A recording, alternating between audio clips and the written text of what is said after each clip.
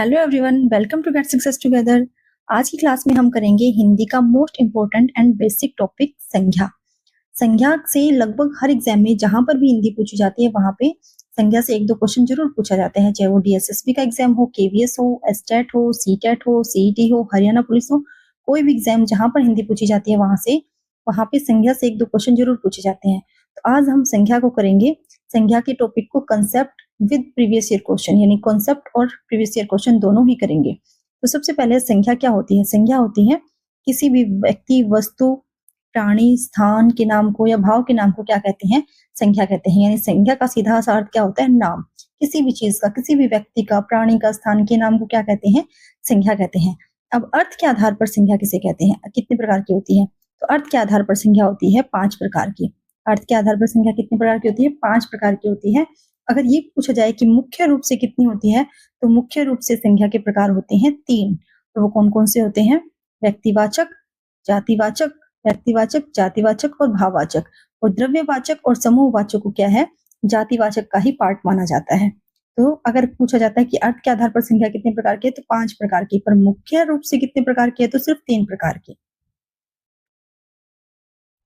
तो सबसे पहले है व्यक्तिवाचक और जातिवाचक। इन दोनों को हम साथ में ही करेंगे। तो व्यक्तिवाचक और जातिवाचक क्या होता है? व्यक्तिवाचक को बोलते हैं प्रॉपर नाउन। व्यक्तिवाचक को क्या बोलते हैं? Proper noun. और जातिवाचक को क्या बोलते हैं? Common noun. यानी इंग्लिश में व्यक्तिवाचक को बोलते हैं प्रॉपर नाउन और जातिवाचक को बोलते हैं कॉमन नाउन। अब एग्जाम्पल है राम।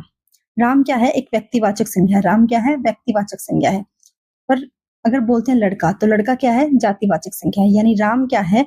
एक लड़के का नाम है। राम क्या है? एक लड़का है। तो यहाँ पे लड़का क्या है? लड़के बहुत सारे हैं, यानी लड़का अपनी पूरी जाति को डिनोट करता है। पर हम उनमें से एक बच्चे का नाम ले देते हैं, वो है राम। तो राम क्या हो गया? व्यक्तिवाचक, यानी व्यक्ति विशेष का नाम हो गया। अब आप ये कहोगे कि राम तो बहुत सारे होते हैं। तो बहुत सारे होते हैं, ये नहीं है कि दुनिया में सिर्फ एक ही होगा।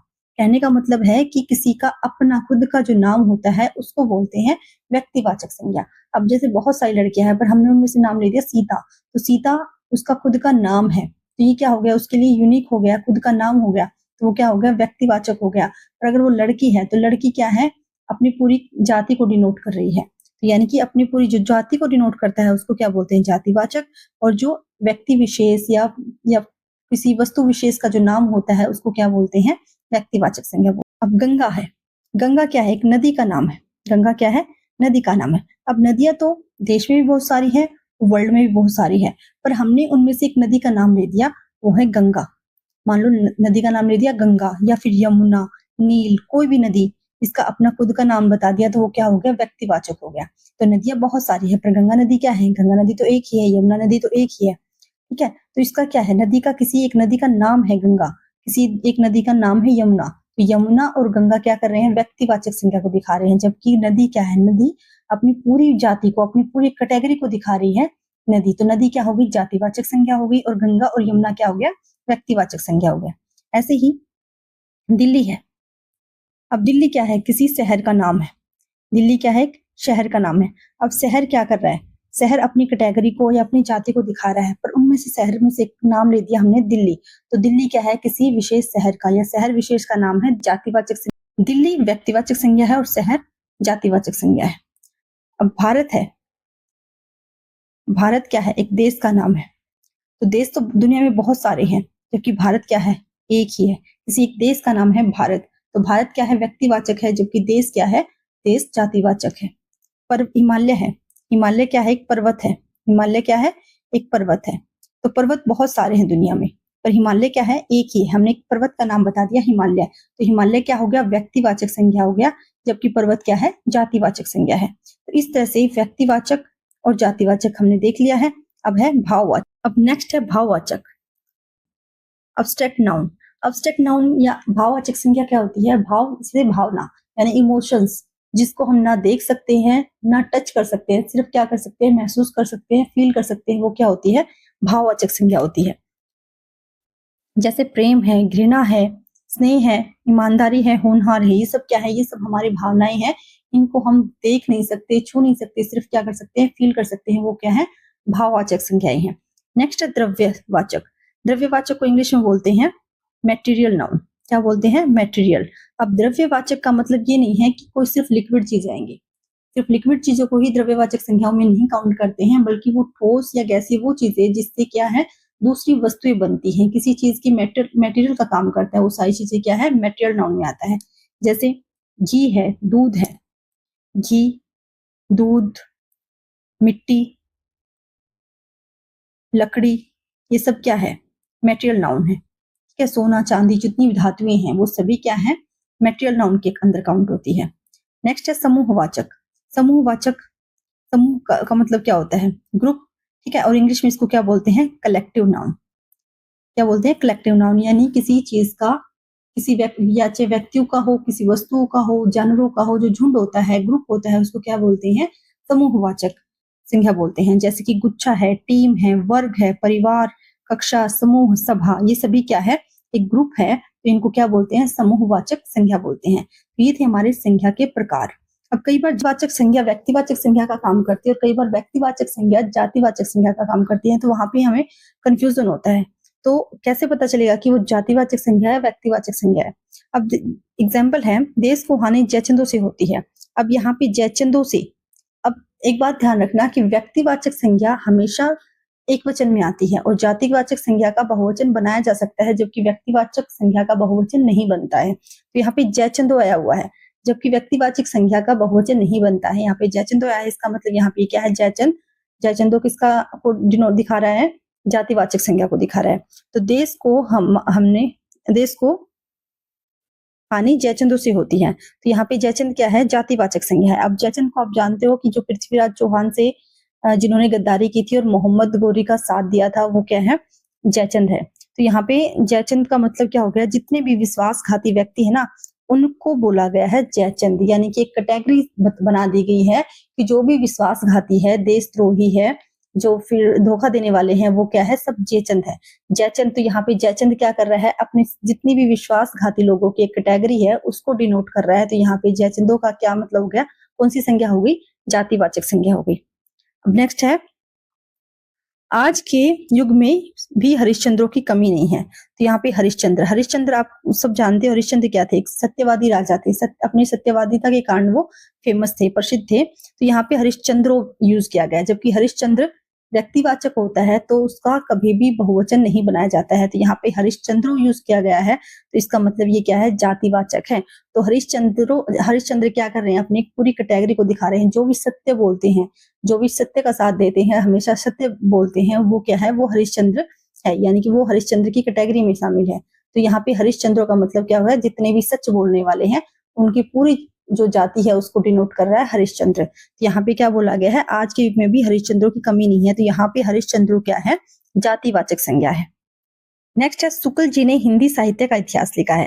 तो यहाँ पे शुक्ल मतलब शुक्ल यहाँ पे कोई जाति को डिनोट नहीं कर रहा है, कोई जाति को नहीं दिखा रहा है, बल्कि क्या है ये एक व्यक्ति विशेष को दिखा रहा है, क्योंकि हिंदी साहित्य को लिखने वाले कौन थे, आचार्य रामचंद्र शुक्ल जी थे। तो यहाँ पे आचार्य रामचंद्र शुक्ल जी को शुक्ल जी कहा गया है। तो यानी कि वैसे तो क्या है शुक्ल क्या है एक जाति है, एक सरनेम है, पर यहाँ पे सिर्फ जो रामचंद्र शुक्ला जी हैं उनके बारे में लिखा गया है कि शुक्ल जी ने हिंदी साहित्य का इतिहास लिखा है। तो यहाँ पे ये जातिवाचक ना होकर क्या है ये व्यक्तिवाचक संज्ञा है। नेक्स्ट है पंडित जी भारत के प्रथम प्रधानमंत्री बने।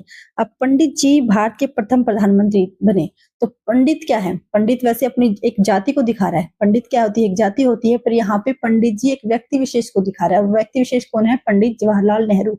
अब भारत के प्रथम प्रधानमंत्री, प्रथम का मतलब तो ये पहला और पहला तो एक ही व्यक्ति हो सकता है, वो कौन है पंडित जवाहरलाल नेहरू। तो यहाँ पे पंडित किसको दिखा रहे हैं, जवाहरलाल नेहरू को दिखा रहे हैं। तो ये यहाँ पे पंडित किस चीज का काम कर रहा है, व्यक्तिवाचक संज्ञा का काम कर रहा है, जातिवाचक का नहीं कर रहा है। तो इसीलिए कंफ्यूज नहीं होना है, व्यक्तिवाचक संज्ञा कई बार जातिवाचक संज्ञा का काम करती है। तो व्यक्तिवाचक संज्ञा अगर बहुवचन में आ जाती है तो वो क्या बन जाती है, जातिवाचक संज्ञा बन जाती है। अब करेंगे हम प्रीवियस ईयर क्वेश्चंस। फर्स्ट है जिस संज्ञा से पदार्थ में पाए जाने वाले किसी धर्म का बोध होता है उसे क्या कहते हैं।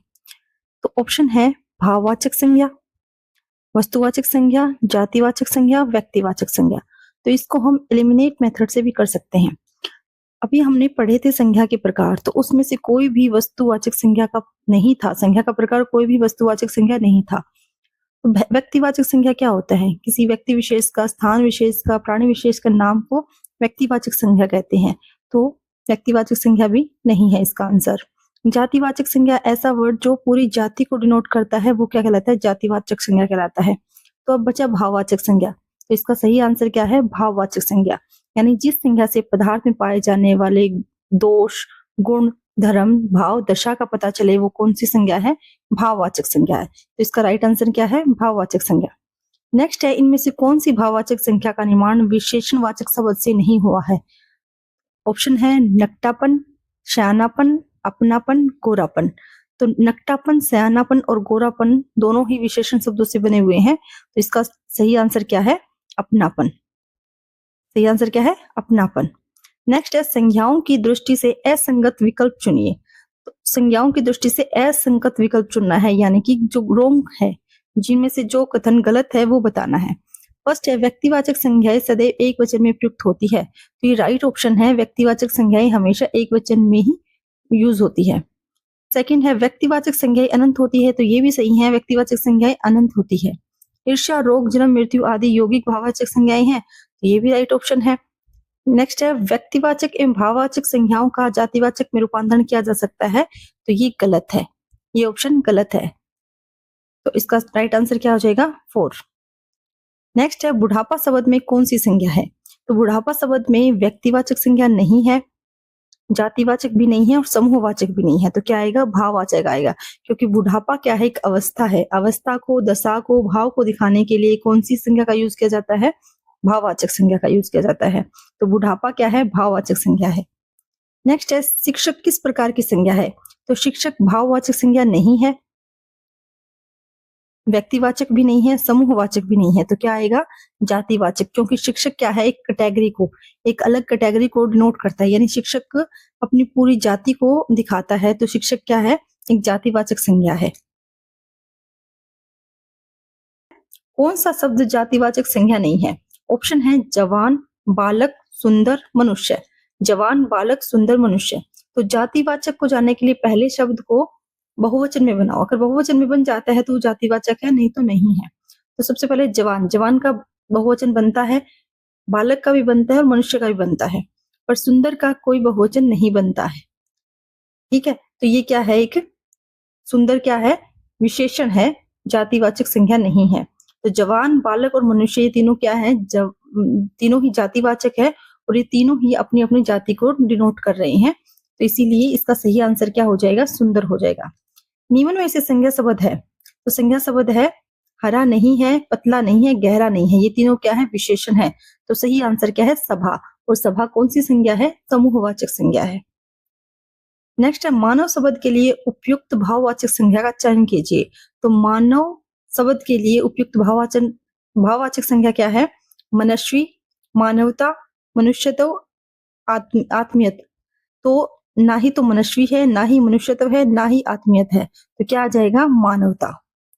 नेक्स्ट है, वह तो गांधी बना फिरता है। या गांधी किस प्रकार की संज्ञा है? तो यहाँ पे गांधी का मतलब महात्मा गांधी से है तो महात्मा गांधी से, पर ये व्यक्तिवाचक नहीं है। क्यों नहीं है? क्योंकि यहाँ पे महात्मा गांधी के गुणों वाले जो व्यक्ति हैं, यानी सत्य अहिंसा पर चलने वाले जो व्यक्ति हैं, उनकी एक कैटेगरी को यहाँ पर दिखाया गया है। यानी यहाँ पे गांधी सिर्फ एक महात्मा गांधी को नहीं, बल्कि उनके जैसे गुणों वाले कई जो मनुष्य है उनके बारे में बता रहा है। तो यहाँ पे गांधी क्या है?